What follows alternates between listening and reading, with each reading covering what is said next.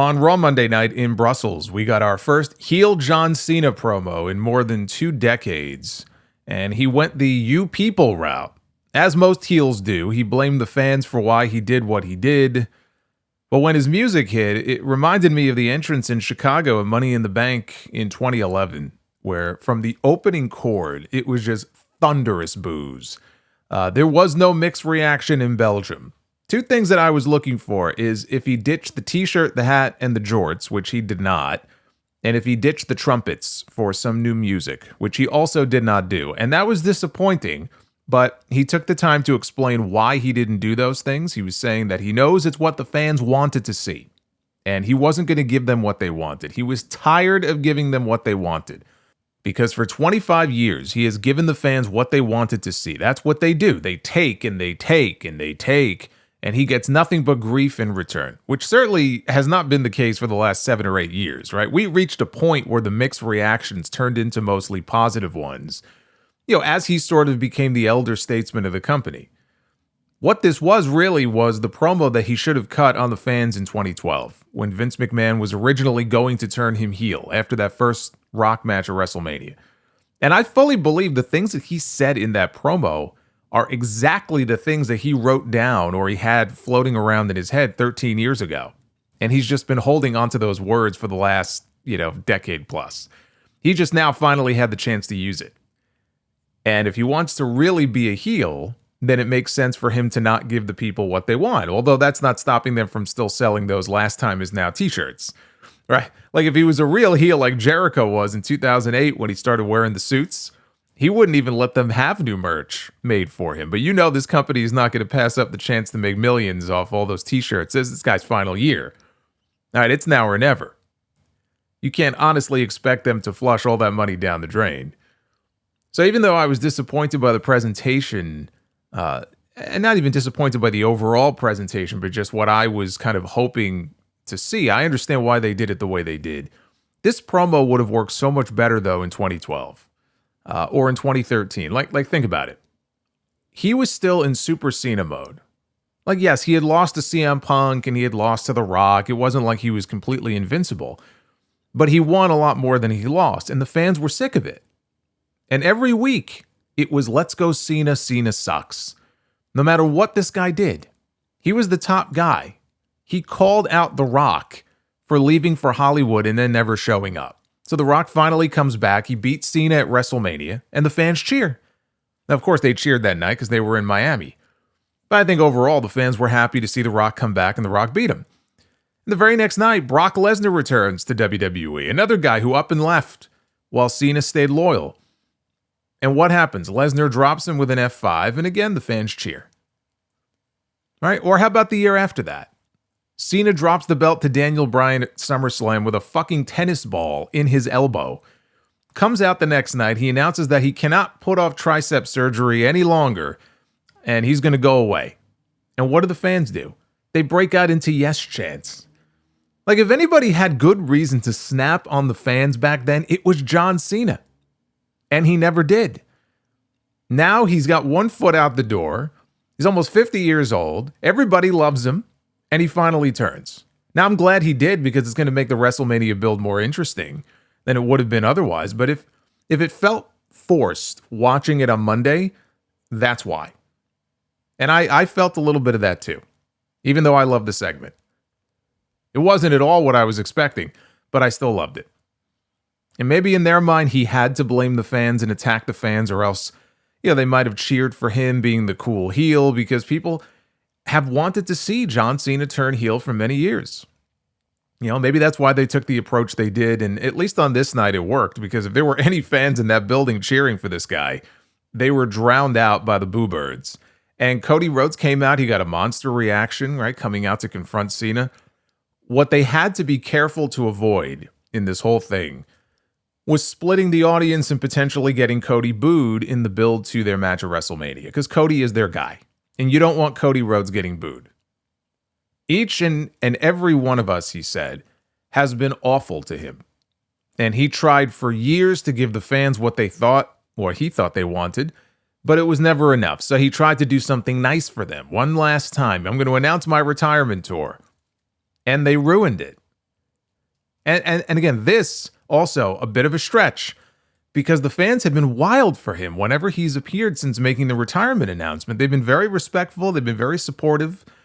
But he said they ruined it like they do everything else. You claim to support me, but all you ever do is steal from me. You steal my time. You steal my personal moments.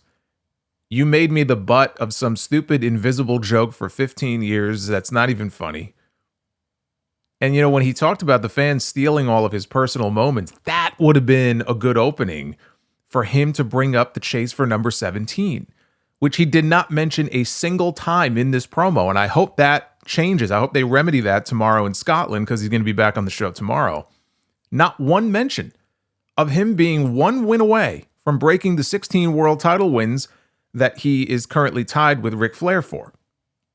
But that would have been a great opening for you. Steal all of my moments, all of my personal moments. And I see the comments. You all talk about number 17, but it's not about you. I'm not setting the record for you. It's not your moment. It's my moment. I'm going to win number 17 for me because I have to.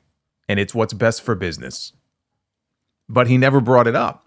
You know, he said he's been in a toxic, dysfunctional relationship with the fans for years, and he's breaking up with us. He's dumping us and charging the fans $25,000 for dinner with him over WrestleMania weekend. What an asshole, right? A true heel. But there was also no mention of The Rock or his relationship with The Rock coming out of what happened at Elimination Chamber. And those were the two most glaring omissions from this speech. No mention of The Rock and no mention of number 17. We do have at least 2 more appearances from him each of the next 2 weeks. So it's possible they're saving it for those shows. They didn't want to give it all away in one night. But Cody comes out, huge reaction. The only thing Cena said to him was, you know, listen, kid.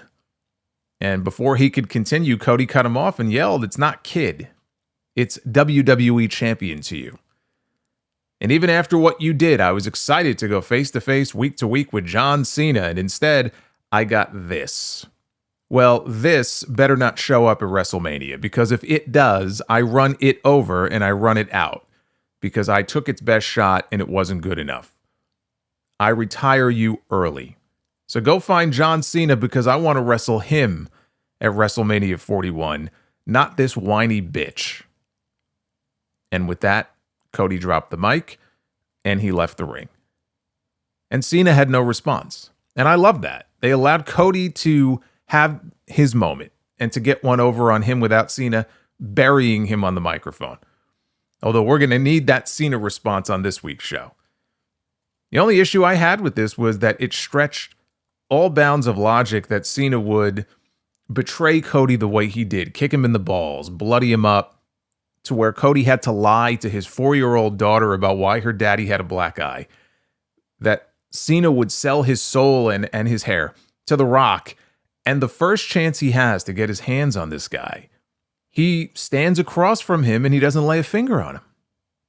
Cody should have been ready to throw down right then and there. And I get why they didn't want to, because they're saving that for another night. But at least have Adam Pearce send out a wall of security, you know, to stand in between them. I know security is always portrayed, you know, as inept geeks on these shows, but at least have that visual where there's a barrier between them. And that's the only thing protecting John Cena from Cody Rhodes. And that would have taken care of that. But I think there had to be a reason why Cody wouldn't want to go after him, other than just, oh, you know, Cody's a nice guy. He's a pro. He has too much respect for John Cena. Fuck that. Right? That went out the window after what happened in Toronto. But one direction I thought they might go in, well, 2 actually. One was desperation to win number 17 and break the record in his final year, or jealousy and resentment towards Cody. Because when Cena was champion and he was pushed as the top guy, exactly the way that Cody is now, the fans turned on him. They came to resent him for it. Cody's been champion now for almost a year, and the fans have not treated him the same way they treated Cena when he was in the same spot. And so he resents him for it, and that's why he did what he did to him at the Elimination Chamber. He's taking his jealousy and his frustration out on him because it's unfair, he feels, the way the fans have treated him relative to how they've treated Cody in the very same spot. And that would also help explain why we're getting this promo now, when the fans haven't really been all that mean to John Cena in many years. He can't stand the hypocrisy. I thought they might go that way. They didn't really play it up that way. But again, we got 2 more Raws that Cena is scheduled for. He's going to be on the show tomorrow night in Glasgow and then next Monday in London. So let's see how those segments go. They've also announced that Backlash is coming to St. Louis on May 10th. I mentioned that last week. And they have to do Cena against Randy Orton on that show. It's just too perfect not to. And that's the one thing that puts my mind at ease, that this John Cena heel turn is not going to end at WrestleMania, and that we're not just looking at Shawn Michaels in 2005 all over again, for those 6 weeks that he went heel. It's some of the matches that have yet to be done before he flips back and has his redemption arc. Orton is one, but the bigger one is CM Punk. CM Punk came out and cut that vicious promo on Cena and The Rock after the Elimination Chamber, and he said that he was coming for them. They can't turn Cena back before they do Cena against Punk. They can't. They haven't announced yet where Money in the Bank is going to be held. Now, I know Andrew Baydala, who works in the ticket industry, he said that the venue confirmed to him that WWE is bringing Money in the Bank to the Intuit Dome in Los Angeles on June 7th. That's the same place where they held the Raw debut on Netflix at the beginning of the year. And I'm sure he's probably right, but I hope he's wrong. You got to do it in Chicago. How great would that be? I don't actually think they've done a Money in the Bank in Chicago since 2011. But how great would that be? Just book it in Chicago and let him cook, as all the cool kids say. But that's also big enough, I have to admit, that's a big enough match. It could be a SummerSlam match. In all fairness, right? They're in a stadium for SummerSlam. They could do it there. But how can Cena not be a heel after what Punk said to him? You have to at least get to that match before you flip him back.